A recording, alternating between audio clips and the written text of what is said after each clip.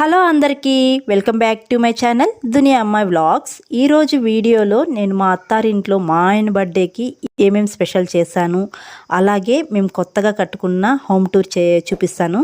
Video ఎవరైనా కొత్తగా చూస్తుంటే సబ్స్క్రైబ్ చేసి వీడియోకు ఒక లైక్ చేయండి. ఇంకా మార్నింగే మా ఆయన చికెన్ కర్రీ చేస్తున్నాడు. టిఫిన్లోకి మా ఆయన చికెన్ కర్రీ బాగా చేస్తాడు. ఆల్రెడీ మా ఆయన చేసిన చికెన్ కర్రీ నేను ఫుల్ వీడియో పెట్టాను. ఎవరికైనా ఇంట్రెస్ట్ ఉంటే చూడండి, డిస్క్రిప్షన్లో లింక్ ఇస్తాను. ఇంకా మార్నింగ్ చికెన్ కర్రీలోకి మేము దోశ చేసుకుంటున్నాం అనమాట. దోశ చికెన్ కర్రీ ఈ రెండు కాంబినేషన్ చాలా బాగుంటుంది కదా. దోశ చికెన్ కర్రీ కాంబినేషన్ ఇష్టపడే వాళ్ళు ఒక లైక్ చేయడం అసలు మర్చిపోకండి. ఇంకా మా ఆయన చికెన్ కర్రీ చేస్తుంటే ఇంకా ఆఫ్టర్నూన్కి చికెన్ కర్రీ చేయడానికి నేను మసాలాలన్నీ చికెన్లో కలిపి పెట్టుకుంటున్నాను. 1 kg చికెన్ తీసుకున్నాను. ఇంకా మార్నింగ్ చేసుకోవడానికి తనిగా 1/2 kg తీసుకున్నాము. ఆఫ్టర్నూన్ చేసుకోవడానికి 1 kg చికెన్ తీసుకొని తనిగా చేసుకుంటున్నాం అనమాట. ఇంకా మసాలాలన్నీ వేసి కలిపి పెట్టుకొని చేసుకుంటే బాగుంటుంది కదా. మసాలాలన్నీ కలిపి పెట్టుకొని ఒక 1 hour కానీ పెట్టుకుంటే చాలా బాగుంటుంది చేసుకుంటే. ఆల్రెడీ దీంట్లో అల్లం వెల్లుల్లి పేస్టు, ఆనియన్ పేస్టు, తర్వాత కొత్తిమీర, టమోటా పేస్టు, కొద్దిగా పెరుగు, పుదీనా, కొత్తిమీర ఇవన్నీ వేసేసాను.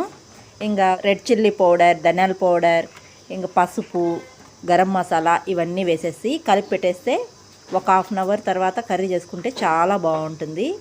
ఎందుకంటే మసాలాలు అన్నీ బాగా పడతాయి కాబట్టి చాలా బాగుంటుంది. కారం, ధనియాల పొడి, పసుపు పొడి కూడా వేసేసాను. ఇప్పుడు ఇదంతా బాగా కలిపి పెట్టేసేయాలి. కలిపి పెట్టి ఒక 1/2 hour ఫ్రిడ్జ్లో పెట్టుకునేసేయాలి. 1/2 hour కానీ లేకపోతే 1 hour కానీ పెట్టుకునేసి తర్వాత కర్రీ చేసుకుంటే చాలా బాగుంటుంది. మసాలాలన్నీ బాగా చికెన్కి పడతాయి. ఈ చికెన్ కర్రీలోకి నేను ఈరోజు బగారా రైస్ చేస్తున్నాను. ఆల్రెడీ మన ఛానల్లో బగారా రైస్ ఉంది, కావాలంటే డిస్క్రిప్షన్లో లింక్ ఇస్తాను, ఎవరైనా ఇంట్రెస్ట్ ఉంటే చూడండి. ఈ చికెన్ కర్రీ కూడా ఇంతకుముందు నేను చేశాను, రాగి సంగటి చికెన్ కర్రీ చేశాను. ఆ వీడియో కూడా డిస్క్రిప్షన్లో లింక్ ఇస్తాను, ఎవరికైనా ఇంట్రెస్ట్ ఉంటే చూడండి. ఇలా అంతా బాగా కలుపుకునేసేయాలి. కలిపి 1/2 hour ఫ్రిడ్జ్లో పెట్టుకునేయాలి. ఇంకా మా ఆయన దోశ వేస్తున్నాడు బబ్లుకు మాత్రమే. అందరూ కూర్చొని తినేటప్పుడు బబ్లు తినడు అనమాట.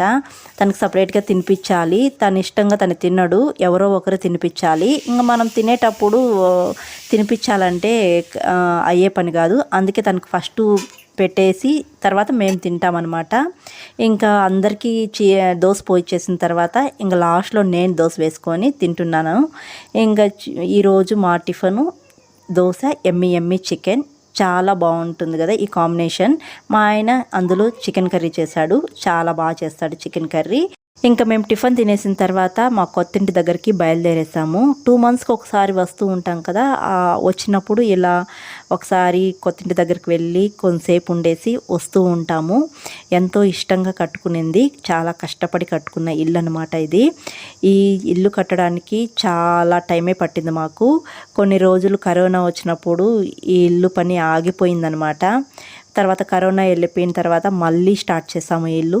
ఫైనల్గా మాకు 2024 జనవరిలో మాకు ఈ ఇల్లు ఇంతవరకు మేము కంప్లీట్ చేయగలిగాము. ఈ మా పెళ్ళైన తర్వాత ఈ ఇల్లు మేము కట్టుకున్నాము. పెళ్ళైన తర్వాత మేము ఏదన్నా సంపాదించుకున్నాము అంటే ఈ ఇల్లే అనమాట. ఇది కిచెన్, ఇదంతా కిచెను. ఇంకా చాలా పని ఉండదు. ఇదైతే బెడ్రూము, అటాచ్డ్ బాత్రూమ్ అనమాట. ఇది ఇంకా చాలా పని ఉంది.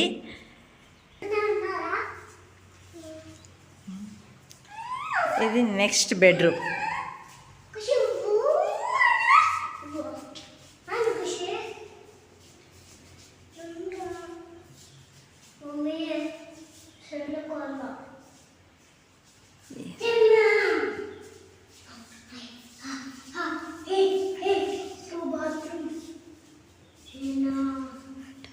ఇంకా ఇంటి పని చాలా ఉంది. ఫైనల్గా ఇంతవరకు కట్టి ఆపేసాము.